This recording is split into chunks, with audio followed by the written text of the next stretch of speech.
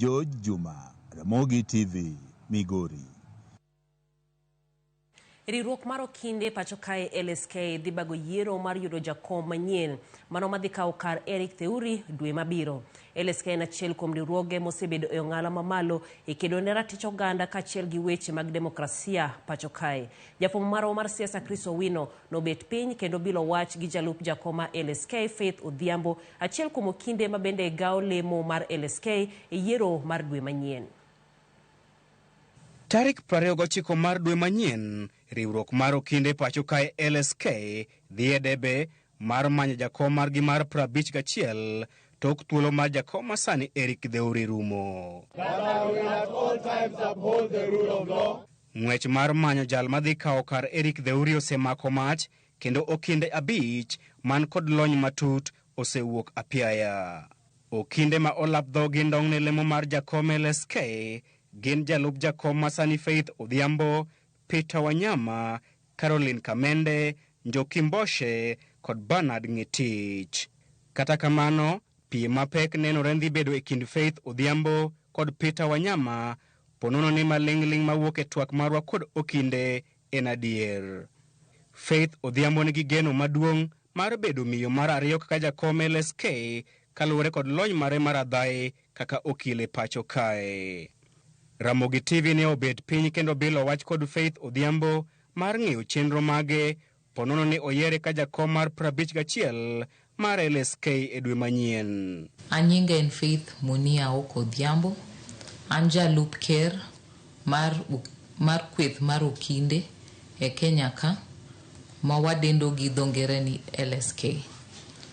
An nyaimbo Usenge, nonyuola Mombasa, atedo Beimbo, nasomo Nairobi ka, nadhi Catholic University of East Africa, emana natino undergraduate na.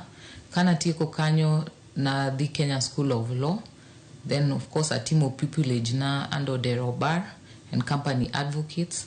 Katieko kanyo nadhi masters na atimo University of Kent, UK. Aduogo Nairobi, machako practice Martin, then adhi atio Competition Authority of Kenya. Then I joined the University of Nairobi, eman apuonje School of Law. Be nachako law firm na, masani atio Omboke no War Advocates. Be na registered achako timo somo atimo PhD na kanyo University of Nairobi. Faith Odhiambo wacho ni kaluwore gi lweny masani jatend piny William Ruto oyawo e kindeni kod bad migawo mar doho, LSK dwaro jatelo man kod chung' motegno manyalo siemo sirikal gino ma omiyo oneno ni en ema ng'ute oromo jok. Sani our country is in a big divide in terms of the rule of law. Law society plays that important role to be able to stand firm and advise the executive that we do not lose the trajectory. The history of our country, where we have come from, we cannot allow ourselves to go back to the Moi era. Manuachiel. Because law society, that is an important part of what we play. Ario, there are issues that members need. And the leader from the rest, can ensure ni council ni is able to work as one. One needs stability as above the Law Society of Kenya. Stability ngat manya law winjoji accept criticism but watiyo kaka Law Society achiel. Mondo koro gik mwadwa timo kiko kethre. Adek is development and progress mwadwaro neno in the Law Society. Wadwaro ensure welfare ma advocates is well taken care of. Okinde ng'eny ma tinde wa admit at the bar, but opportunities for them to practice, to be able to thrive in this profession, Martin.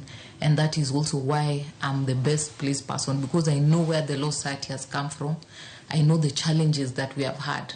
I've had experience okan president madilan ni sanieka ipunja ni makaka gikmoko itimo, makaka gikmoko move in the Law Society. I know the structures, I know our partners, I know the different stakeholders. And I'm a leader mind measured. Abongyo samwa gore, ko samwa bet pin pe wawoyo. And that's why I'm the right person for the job. Ponono ne omako wirwath, Faith singo mar miyo oganda jo Kenya, riwruok mar okinde, madhirakore aching kod weche mag rocho ratichgi, neno ni od bura kokadho chike madhi ataro kod katiba kaachiel gi miyo jopiny mochando okinde maonge chudo. Gimwadhi timo is we're going to have a more robust in terms of PILs that we'll be handling as the Law Society of Kenya. We want to ensure that we are more responsive to the challenges that are there. Gima beadwa timo that will be a bit different is in terms of the work that we do with Parliament. How do I ensure that in terms of our advocacy and reviewing of bills, we are more at the forefront? Mondo wanyalo tiyo gi kata Council of Governors, the challenges that they're having, but also with our members in JLAC, in National Assembly and Senate. Mondo we ensure that the bills that are coming out are in accordance with the rule of law. Okwarit go record gi kagisechopa the floor of Parliament, kama it will be, the order of the day, as long as government ntie gi majority, it will pass. What do I ensure that we deal with those issues and advocacy at the forefront?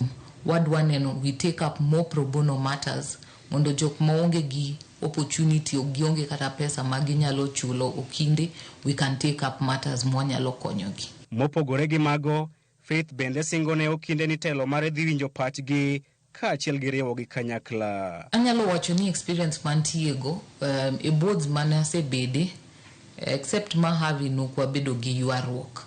Ineno kate e telo teorika okwa bedo gi ywaruok. Of course ji bedo ga gi differences.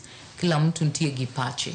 Lakini gimadhi timo ema abo winjo ji. Wabet piny to winjo to kwadhao e bura. Korumo wa agree as one. What is the voice? And of course giving direction. To explain to you why is it important for us to take a certain position. What does it do for the council and what does it do for our membership in the nation? That is the important thing, Mabo Timo, because reality must have learned from the experiences that I've sat in these councils is that if you have to do something and do it right, nyaki learn to move with your council. Kichako timoni iweo jok moko, slowly the descent grows. So kawoni weo ngatachiel kinyibo weo jiario kinji adek, before you know it, council is against you. So nyakinye ka kiketo ji together. Kata ku agree chiemore ebura, to ibdi keto gipin to uinjoru to manorumo to uendelea as one. Money is quite important. Faith Odhiambo mabende ne otiyo kod riwruok mar okinde mawakeini e pacho kae FIDA e ong'ala mamalo sungo moko kuom lokruok mane okelo e bwo telo mare. Another huge achievement mane nwachako FIDA and mediation. In terms of we mediate family matters. Nwachake during my tenure Canon Secretary of the Board, and it's become one of the biggest flagships. So that FIDA now we were changing our brand that FIDA jinengi ogani winjo FIDA to mano diketho family. What we changed is that FIDA now is trying to bring families together because katasani iude mediations go kata men are bringing women to FIDA. They tried to resolve the dispute mondokoro kiko chope court.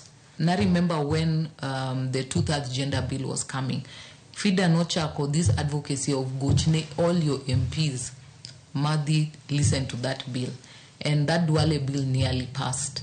And we also helped Millie Mabona when she was coming up with one of the 2/3 gender bills.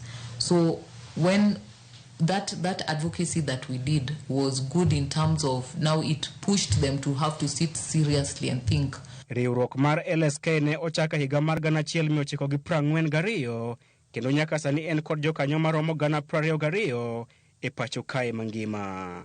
Nyaka ne chake LSK e bwo jotelo mopogore opogore osebedo achiel kuom mise mongirore e pacho kae e kedo ne katiba, ratich oganda kaachiel gi telo makare.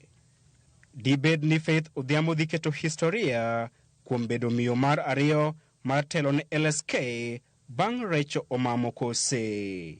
Chris Owino, Ramogi TV, Nairobi.